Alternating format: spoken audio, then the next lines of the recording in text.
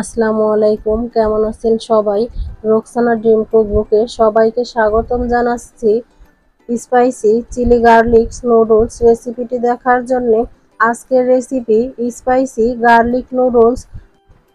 যারা ঝাল খাবারটা পছন্দ করেন এই রেসিপিটা তাদের খুবই পছন্দ হবে। একদমই অল্প সময়ে এবং ঝটপট অল্প উপকরণে এটা বানিয়ে নেওয়া যাবে। প্রথমে চুলায় একটি পাত্র বসিয়ে দিয়ে তার মধ্যে 1 লিটারের মতো পানি ফুটিয়ে নিয়েছি। এখন এই ফুটন্ত পানিতে 3 প্যাকেট ম্যাগি নুডলস দিয়ে দিচ্ছি। একটু নেড়েচেড়ে দিয়ে নুডলসটাকে 2 মিনিটের মতো সেদ্ধ করে নিব। এর থেকে বেশি সেদ্ধ করা যাবে না, তাহলে এটা খেতে পানসে লাগবে বা গলেও যাবে। প্রায় 2 মিনিট পর প্যানটাকে চুলা থেকে নামিয়ে নুডলসটাকে একটা ছাঁকনির মধ্যে ছেঁকে নিচ্ছি। ঠান্ডা পানি দিয়ে ধুয়ে নিচ্ছি যাতে এটা জড়া না বেঁধে ওভার কুক না হয়ে যায়। এখন নুডলসটাকে একটা সাইডে রেখে দিব। এবার একটা বাটিতে নিয়ে নিচ্ছি 1 টেবিল চামচ সয়া সস, 1 টেবিল চামচ দিচ্ছি টমেটো সস আর 2 চা চামচ পরিমাণে চিনি।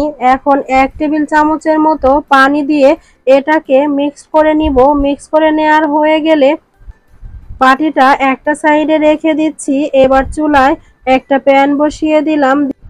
প্যানটাতে আগে থেকে 2 টেবিল চামচ তেল দিয়ে দিয়েছি। তেলটা কিছুটা গরম হয়ে আসলে এর মধ্যে 1 টেবিল চামচ গ্রেট করা রসুন দিয়ে দিচ্ছি আর দিয়ে দিচ্ছি স্বাদ মতো কিছুটা কাঁচামরিচ কুচি।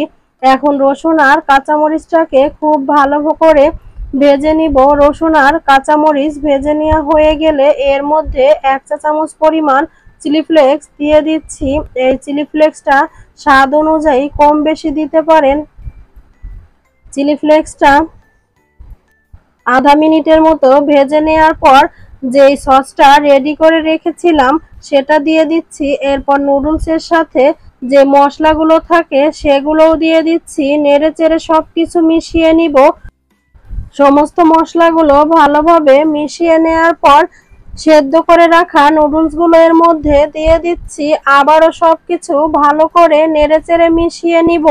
মেশানো হয়ে গেলে এর মধ্যে দিয়ে দিচ্ছি কিছুটা পরিমাণে লবণ স্বাদের ব্যালেন্সের জন্য।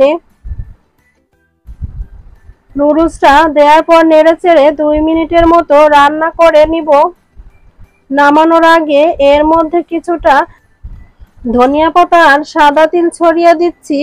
এখন দেখতেও ভালো লাগবে আর খেতেও ভালো লাগবে। তৈরি হয়ে গেল দারুণ স্বাদের স্পাইসি গার্লিক নুডলস। সকালে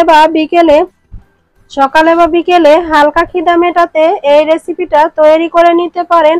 আশা করি ভালো লাগবে। আমার ভিডিওর কোথাও কোনো অংশ যদি আপনাদের কাছে ভালো লেগে থাকে প্লিজ ভিডিওটিতে একটা লাইক দিতে ভুলবেন না। আর এ ধরনের সহজ রেসিপি আরও দেখতে চাইলে চ্যানেলটি সাবস্ক্রাইব করে নিতে পারেন। আর ফেসবুক পেজ থেকে দেখে থাকলে পেজটি ফলো করে পাশেই থাকবেন। সবাই অনেক বেশি ভালো থাকবেন। আল্লাহ হাফেজ।